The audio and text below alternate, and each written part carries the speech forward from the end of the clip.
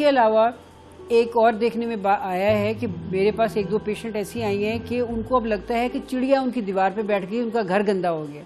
पहले वो घर धोती हैं, दीवारें धोती हैं, फिर वो घर चेंज करती हैं। अब ये कितनी ज़्यादा मिजरेबल कंडीशन है कि वो हर वक्त अपना घर चेंज करती रहें, घर बदलती रहें, या वो बहुत घंटे बाथरूम में बैठी रहें और वो नहाती रहें और उनको लगता है कि सफाई हुई नहीं, घर का पानी ख़त्म हो जाता है लेकिन सफाई ख़त्म नहीं होती। तो इस तरह की ये कंडीशन है। इसके सिम्टम्स हर उसकी टाइप के साथ लिंक्ड है।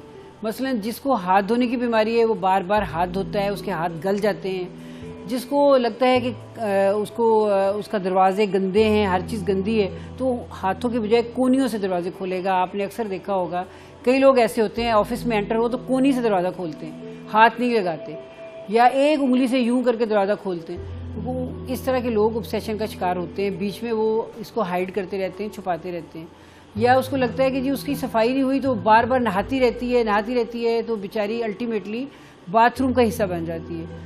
जैसे आपको अंदाज़ा है हमारे मुल्क में पानी तो मिलता ही नहीं, और एक बंदा अगर घर में ऑब्सेशन का शिकार है, दूसरे तो नहा ही नहीं सकते, पानी इस्तेमाल ही नहीं कर सकते, सारा पानी वही इस्तेमाल कर लेगा, तो वो उसको डांट डपट होगी और वो और क्राइसिस में चला जाएगा। साइकाइट्रिस्ट के पास वो जब आएगा जब बहुत साल गुजर चुके होंगे। इसी तरह थॉट्स हैं, जो एक मौलवी है या एक प्रीस्ट है जिसने मस्जिद में जिसके पास पाकी प्लीति के कॉन्सेप्ट हैं वो उलट जाएं तो मसला है, ब्लास्फेमस थॉट्स आ जाएं तो मसला है। ये इस तरह की बहुत सारे इश्यूज़ ऐसे हैं जो आमतौर पे हम देखते हैं और हम हंस के टाल देते हैं। कहते हैं ना कि वो बाद दफ़ा आप किसी बंदे के बारे में बताते हो, वो फलां वो यूं सीधा चलता है, वो ये जो ब्लॉक्स होते हैं फर्श के उसके सेंटर में पैर रखता है। कई दफ़ा हमने किसी की पहचान बना ली होती है। अच्छा, आप फलां बंदे की बात कर रही हैं जो हर चौथे खाने के ऊपर टच करता है।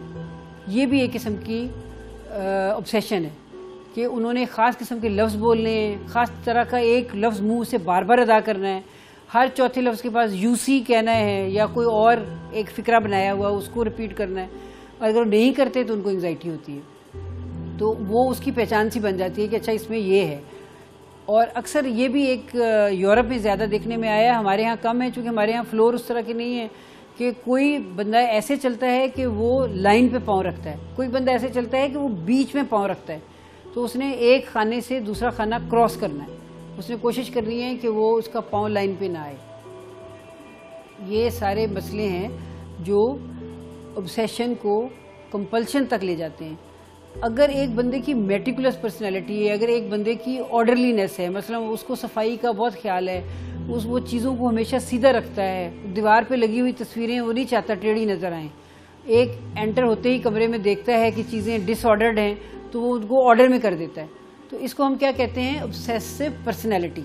ये एक हद तक अच्छा है, ज़रूरी है कि आप मेटिकुलस हों, अपने वक्त का ख्याल रखें, टाइम पे ऑफिस जाएं, लेकिन जब ये बात ज़्यादा बढ़ जाए कि उसको ये एंग्जाइटी 7 बजे होना शुरू हो जाए कि पता नहीं मैं 8 बजे लेट ना हो जाऊँ, और वो 7 बजे ही पैनिक में आके ना तो अपने ऑफिस का काम ठीक से कर सके, ना नाश्ता कर सके, ना बच्चों को स्कूल छोड़ सके, तो ये बीमारी बन जाती है।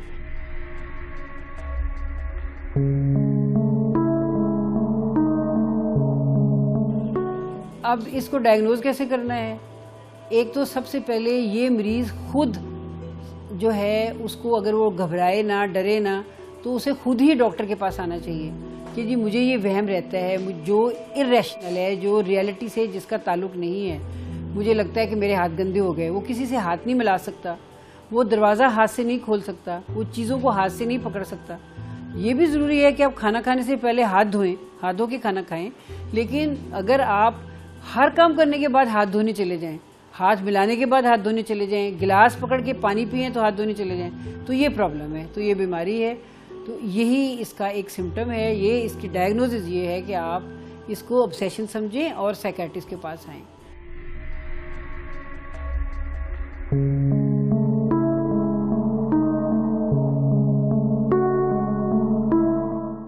दूसरा ये है कि फिर वही बात कि फर्स्ट कज़न मैरिजेस इन लोगों की ना करें, जल्दी शादियां ना करें, ज़्यादा स्ट्रेसेस इन पे नहीं आनी चाहिए, और हर चीज़ का हल कल नहीं मिलेगा। ये सारी चीज़ें सोच के इसका इलाज किया जा सकता है। ऐसे लोग ज़रूर अच्छा है कि वो अपनी फिज़िकली अपने आप को थोड़ा टाइम दें, अपना टाइम पे सोएं, और स्टिमुलेंट्स ज़्यादा ना लें, मसलन कॉफ़ी ज़्यादा ना पिएं, ड्रग अब्यूज़ की तरफ चले जाते हैं, बाज़ दफ़ा घबरा के अपनी एंग्जाइटी से बचने के लिए दवाइयों की तरफ चले जाते हैं, नशा करने लग जाते हैं, कॉफ़ी चाय की तरफ चले जाते हैं। ये चीज़ें ना करें और इससे बीमारियां और बढ़ जाती हैं। ये सारी चीज़ें रोक के नींद ठीक से लें और इसको बीमारी समझें, इसका इलाज कराएं, साइकेट्रिस्ट के पास आएँ, अपनी उसके कॉग्निटिव जो इश्यूज़ हैं उसको हल किया जाए। इस बीमारी के बारे में उनको ज़्यादा इन्फॉर्मेशन दिए जाएँ, मैगज़ीन दिए जाएँ। ऐसी बहुत सारी वेबसाइट्स हैं गूगल पे और जगहों पे जहाँ पे आप थेरेपिस्ट के साथ कम्युनिकेट कर सकते हैं, ओसीडी कम्युनिटी के साथ रिलेट कर सकते हैं, दूसरों के तजर्बे से सीख सकते हैं। ये सारे मॉडल इस्तेमाल करके इसका हल किया जा सकता है।